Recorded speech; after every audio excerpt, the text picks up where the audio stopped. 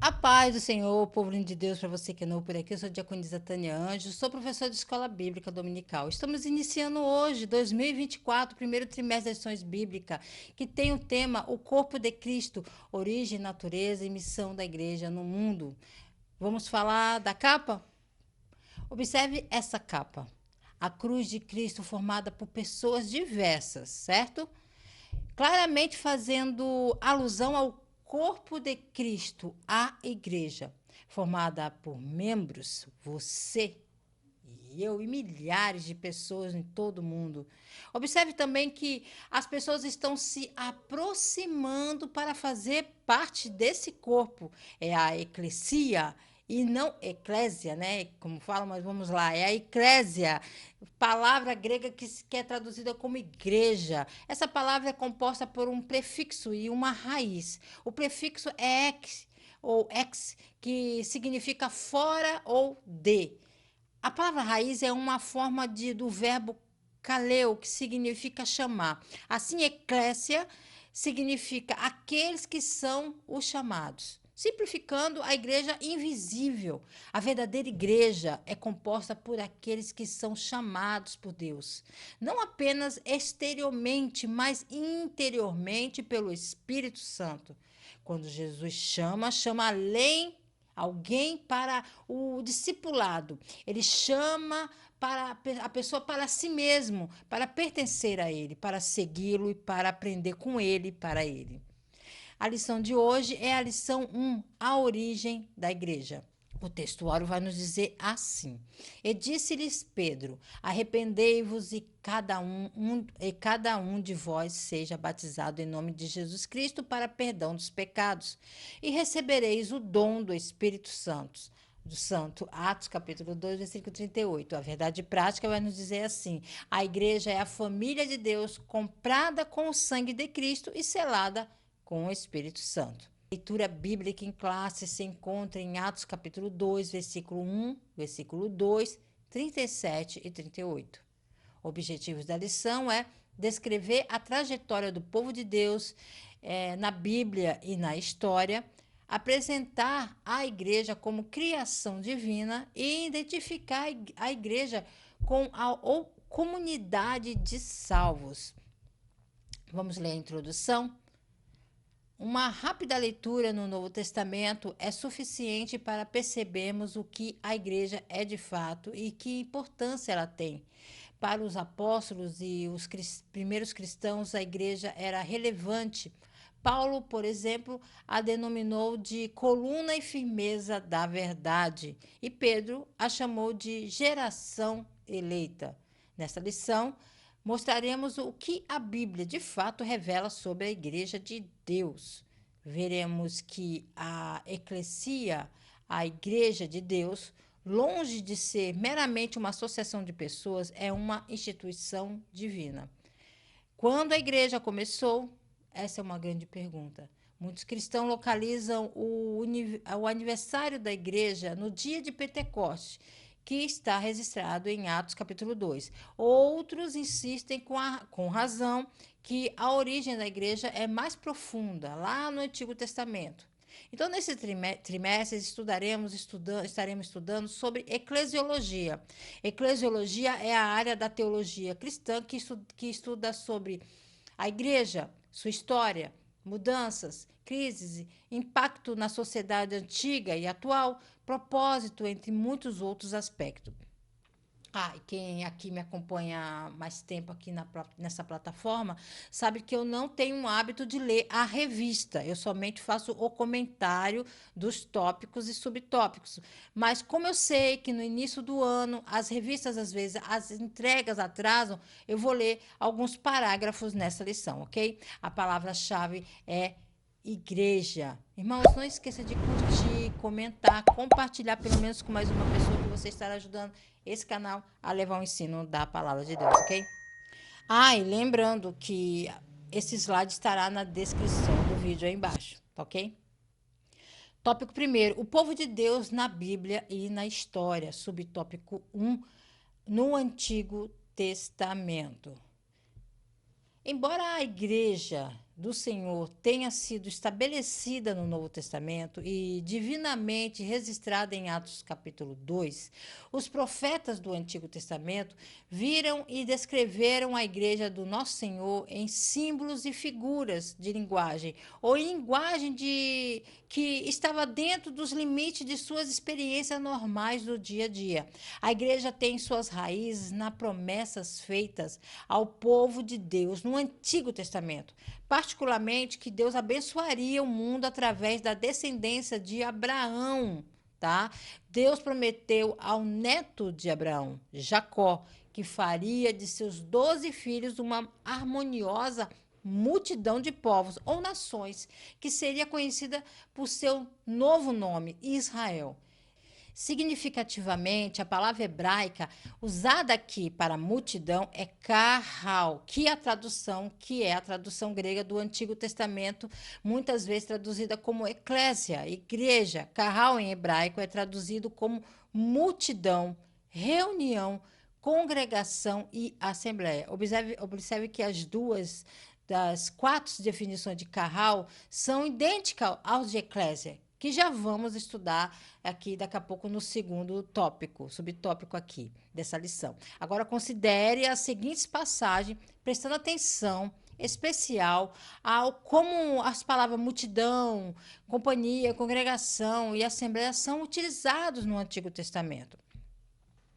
E disse-me: Eis que te farei fecundo e te multiplicarei e farei de ti uma multidão de pessoas e dará essa terra à tua descendência depois de ti para uma posse eterna. Gênesis capítulo 48, versículo 4.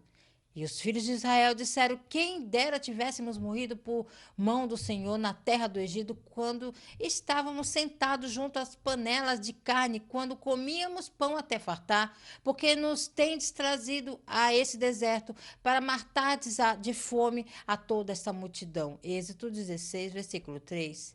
Então Moisés e Arão caíram sobre seus rostos diante de toda a assembleia da congregação dos filhos de Israel. Número 14, versículo 5. E Moisés falou aos ouvidos de toda a congregação de Israel as palavras desse cântico até que terminassem. Deuteronômio capítulo 31, versículo 30. E toda essa assembleia saberá que o Senhor não salva com espada e lança, porque a batalha é do Senhor e eles vos dará em vossas mãos. 1 Samuel capítulo 17, versículo 47. Declarei o teu nome aos meus irmãos no meio da congregação, te louvarei. Salmos 22, versículo 22. Louvado seja o Senhor, cantai ao Senhor um cântico novo e o seu louvor na congregação dos santos. Salmo 149, 1. Verso 1. A igreja tem suas origens nos propósitos eternos de Deus. É a comunidade da nova aliança de Jesus, enraizada em Israel, construída por Jesus e inaugurada pelo Espírito Santo. Subtópico 2. No Novo Testamento. O termo grego eclesia se refere à igreja cristã. Contudo, no contexto neotestamentário, o seu sentido diferirá do que lhe é dado no Antigo Testamento, tanto na forma como na função. Não é apenas uma raça ou nação, mas todos aqueles de diferentes raças e nações que foram comprados pelo sangue de Cristo. Assim, o seu sentido no Novo Testamento é majoritariamente sacro, isto é, de uma assembleia de crentes que se juntaram para adorar a Deus. Não é apenas um ajuntamento de pessoas, mas uma assembleia de crentes regenerados que se reúnem para adorar a Deus. Jesus, por exemplo, usou o termo eclésia com um sentido exclusivo, o povo adquirido pelo seu sangue. Desta forma, o uso paulino de eclesia, nas suas epístolas, designa sempre a comunidade dos salvos. Assim, vemos Paulo saudando a igreja, ensinando as igrejas, disciplinando o uso dos dons na adoração da igreja e dando diretrizes à igreja. Bom, vamos lá. No Novo Testamento, usa a palavra particularmente como ela é usada pela primeira vez pelo nosso Senhor em Mateus 16, 18, que ele diz, se nós entendemos que Cristo não estava inventando um novo conceito, tá? Com a afirmação, eu construirei, edificarei a minha igreja, minha eclésia. Em vez disso, que ele estava utilizando um conceito já familiar, que ele estava agora elucidando e reenquadrando isso. Isso ajudará em nossa compreensão sobre o que é a igreja. O dia em que estiveste perante o Senhor teu Deus em Horebe, quando o Senhor me disse: ajuntar-me este povo, e os fareis ouvir as minhas palavras, e aprendê-las-ão, para me temerem todos os dias na terra, viverem e as ensinarão a seus filhos. Em Deuteronômio 4:10. Então, nessa passagem, nós podemos observar que a Assembleia é chamada por Deus, ou seja, ele é quem chama para a Assembleia, para reunir. Além disso, vemos que isso se refere a uma reunião real, não era uma reunião espiritual de todos os que se identificavam como Israel, nem incluía aqueles que estavam espalhados no exterior ou em outros países. Foi uma reunião real dos presentes fisicamente. Durante essa assembleia, o povo deveria ouvir as palavras de Deus e aprender a temê-lo por toda a vida, particularmente com o propósito de ensinar seus filhos.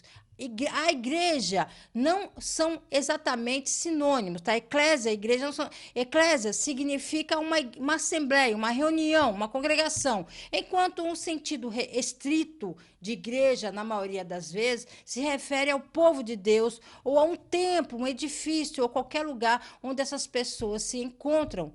Então, lembre-se que eclésia é a mesma palavra que é traduzida como igreja no Novo Testamento, certo? É também a mesma palavra que é usada para traduzir o hebraico da palavra carral. Então, é o mesmo título dado aos crentes do Gênesis ao Apocalipse.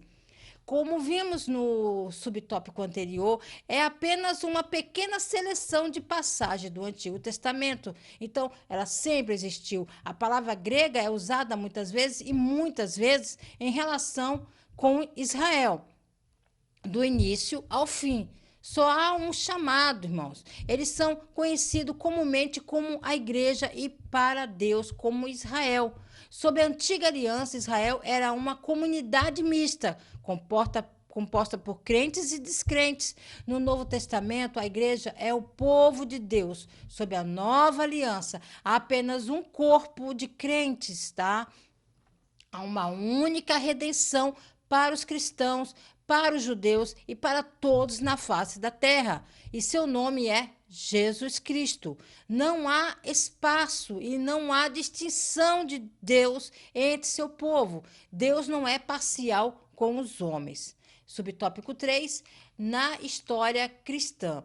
Há quem creia que a igreja subsiste governada pelo sucessor de Pedro e pelos bispos em comunhão com ele. Evidentemente, a tradição protestante rejeita esse conceito, visto que ele não reflete o contexto do Novo Testamento, onde a figura do sucessor de Pedro é totalmente estranha e desconhecida. Após a reforma do século XVI, a tradição protestante procurou dar um sentido bíblico e mais preciso a respeito do que uma igreja é de fato. Em uma grande denominação protestante histórica, a igreja é definida como uma congregação local de pessoas regeneradas e batizadas após a profissão de fé. Por outro lado, de acordo com um documento de uma grande denominação pentecostal americana, entendemos a igreja como o corpo de Cristo, a habitação de Deus através do Espírito Santo, com divinas nomeações para cumprimento de sua grande comissão, onde cada crente nascido do Espírito é parte integrante da Assembleia Universal e da Igreja dos Primogênitos que estão inscritos no céu. Essa Igreja Universal é a ponte de Cristo que é composta por todos os crentes de todos os lugares, de todos os tempos.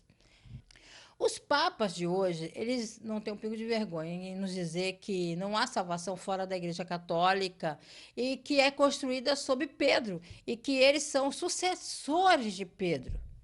O próprio Simão Pedro, ele não acreditava nisso. Ele certamente não deixaria seus discípulos em dúvida a respeito.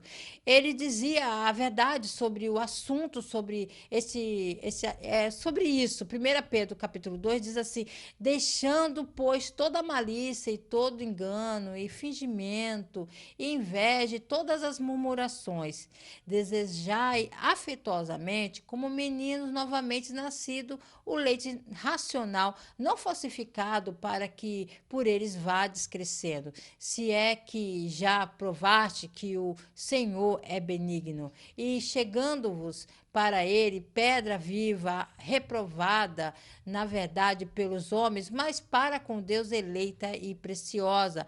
Vós também, como pedras vivas, sois edificados casa espiritual e sacerdócio santo para oferecer sacrifícios espirituais agradáveis a Deus por Jesus Cristo. Por isso, também nas Escrituras se contém: eis que põe em Sião a pedra principal da esquina, eleita e preciosa, e quem nela crê não será confundido. E assim, para vós, os que credes, é preciosa, mas para os rebeldes, a pedra que os edificadores reprovaram, nessa foi a principal da esquina. Pedro nos diz que Deus está construindo uma casa e esta casa repousa sobre uma pedra viva e que a pedra viva é Cristo. Ele é o alicerce sobre o qual repousa essa gloriosa casa. Essa casa é a igreja do Deus vivo. Pedro ainda diz aos membros daquela igreja que eles são pedras vivas construídas sobre esse alicerce. Isso não corresponde exatamente às palavras de nosso Senhor a Pedro nas partes de Cesareia de Filipe, quando ele disse a ele: pois também eu te digo que tu és Pedro, e sobre esta pedra edificarei minha igreja, e as portas do inferno não prevalecerão contra ela. Mateus capítulo 16, 18. Ou seja, o que Jesus está falando? Pedro, tu és um homem semelhante a uma pedra, e estás edificada sobre esta rocha, e a confissão que eu sou filho do Deus vivo. Pedro foi para Antioquia, onde se tornou bispo, e ele envia Marcos, seu discípulo, para Alexandria, uma vez que ele está em Roma. Não há nada em nenhum lugar sobre ele ser um bispo de Roma ou chefe de qualquer igreja além de Antioquia.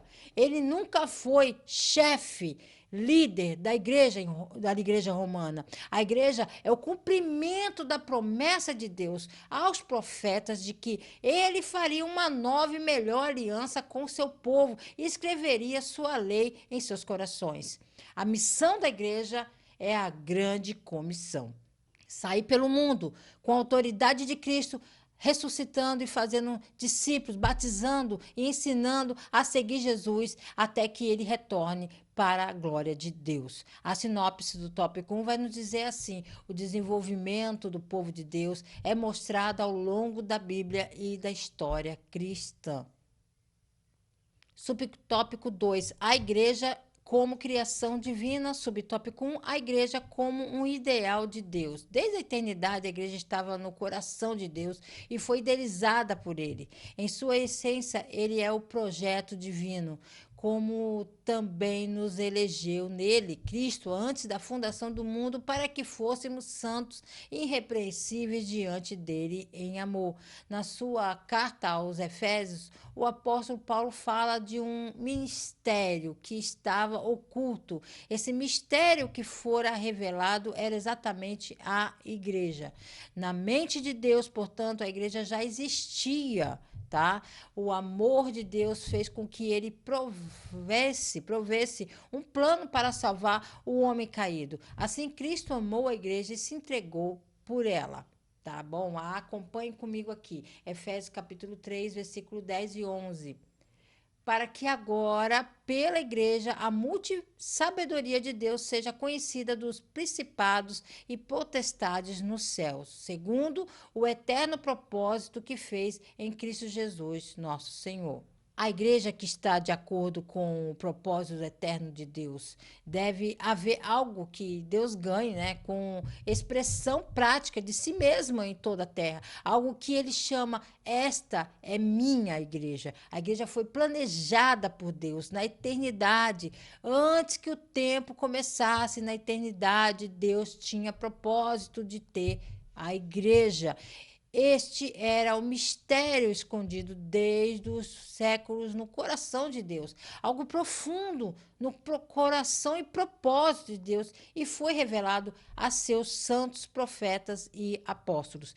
Deus se propôs a ter a expressão corporativa de Cristo, que é a personificação e expressão do Deus uno e trino. Deus criou o universo como o ambiente de tal expressão. Ele se tornou um homem para ser a semente que será ampliada e duplicada para Deus ganhar tal expressão.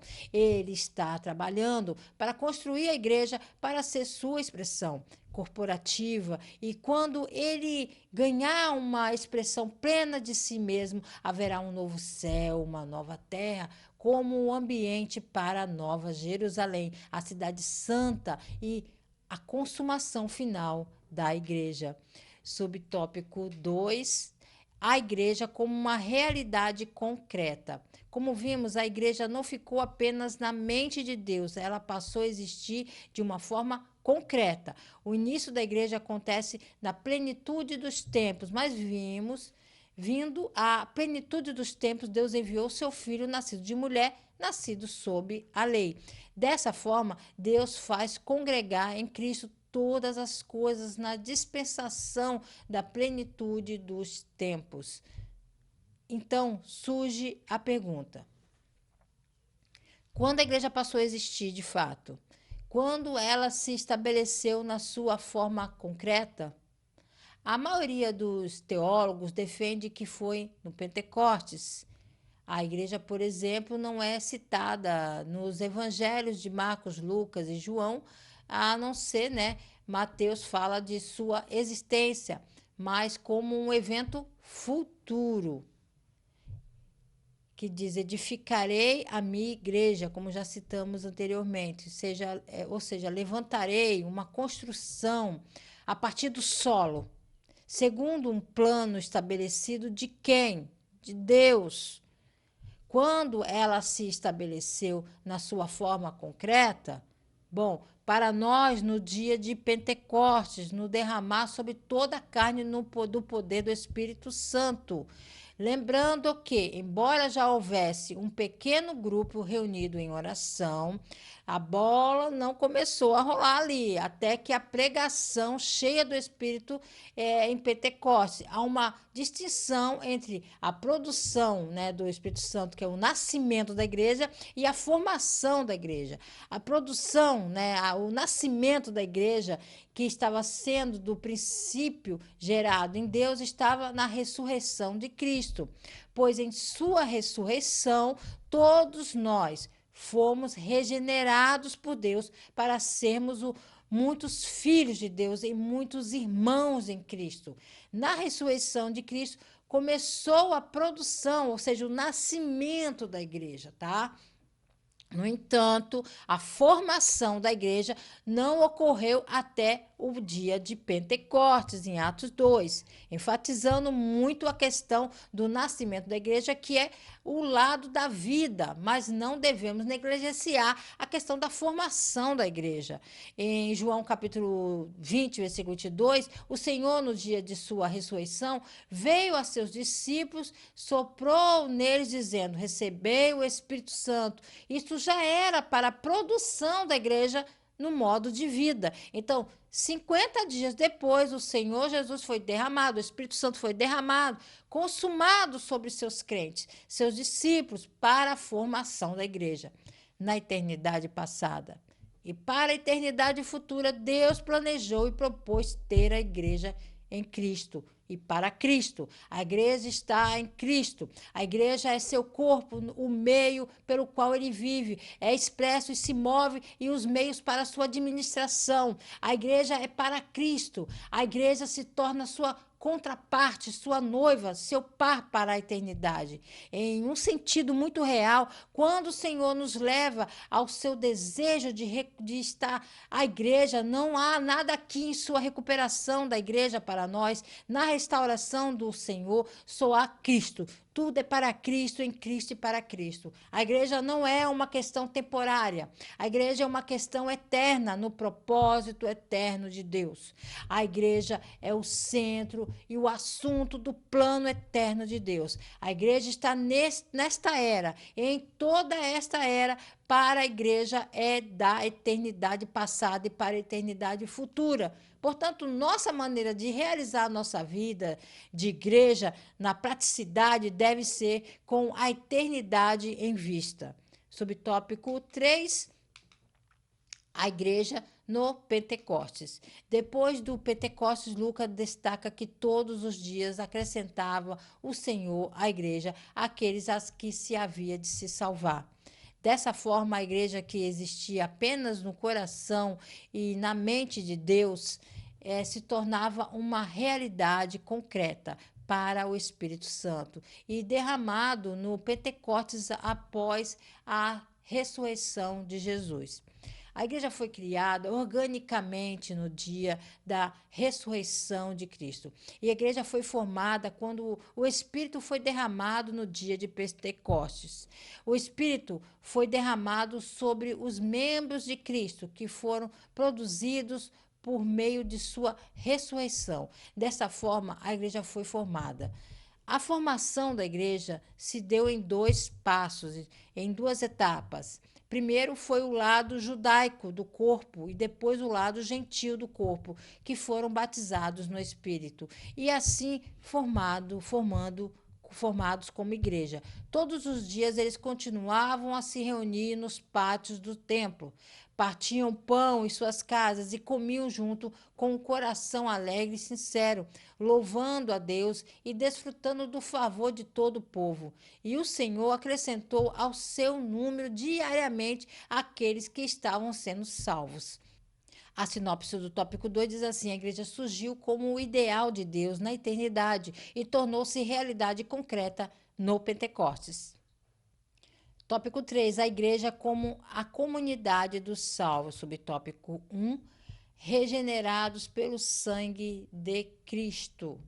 Na revista diz assim: no Pentecostes, o apóstolo Pedro disse: arrependei-vos e cada um de vós seja batizado em nome de Jesus Cristo para perdão dos pecados. Com essas palavras, o apóstolo Pedro estava dizendo como se dá o ingresso de uma pessoa na igreja, ou seja, por meio do arrependimento e do batismo. A igreja é uma comunidade cristã formada por pessoas regeneradas que fizeram uma pública profissão de fé. O ingresso de alguém à igreja não se dá por adesão, mas pela conversão, ou seja, não é você fazer parte de uma igreja que você é salvo. É exatamente esse o sentido da palavra grega metanoio, traduzida aqui nesse versículo como arrependimento, significa uma mudança de mente. Assim, a igreja é formada por pessoas que estavam no pecado, o caminho da condenação eterna, mas que, graças ao Evangelho, tiveram suas vidas transformadas. Então, observe este versículo em Atos 2,38, em que Pedro está falando sobre aqueles que estão realmente sendo salvos. Quando você se arrepende e está recebendo a remissão por seus pecados, você está no processo de ser salvo, aceito Jesus como seu Senhor e Salvador pessoal. Antes da salvação, éramos degenerados. Depois da salvação, somos regenerados. O resultado da regeneração é a paz com Deus. Você não pode realmente se arrepender e receber perdão total e remissão por seus pecados. A menos que você esteja primeiro disposto a aceitar Jesus como seu Salvador pessoal. para participarmos da Igreja de Cristo, e quando nós estamos falando aqui, estamos falando não do templo, né? Precisamos conhecer o propósito eterno de Deus e precisamos perceber que somos regenerados por Deus com sua vida para sermos transformados em nossa natureza e sermos edificados com o corpo de Cristo. Somos lavados, santificados e justificados pelo sangue de Jesus. Nosso ser precisa estar diariamente no processo de transformação e precisamos aprender e a ser transformados para a igreja e construídos como membro de um corpo em união para que Deus ganhe uma expressão corporativa na igreja. A palavra regeneração significa esta regeneração está diretamente ligada à salvação no Senhor. A palavra mais, segundo a sua misericórdia, ele nos salvou através da lavagem, da regeneração e renovação do Espírito Santo. Então, definitivamente, está nos dizendo que somos salvos pela graça e misericórdia de Deus. E que quando Ele nos salva, Ele está salvando-nos através da regeneração do Espírito Santo. Deus planejou ter a igreja composta por pessoas regeneradas, transformadas, coordenadas e edificadas. Subtópico 2, selados pelo Espírito Santo. Já foi dito que a igreja tem sua origem no dia de Pentecostes, por meio do Espírito de Deus. Somos batizados no corpo de Cristo. A igreja, então passamos a fazer parte dela. Bom, há algo importante que ocorre sobre a qual alguns cristãos não têm uma compreensão completa.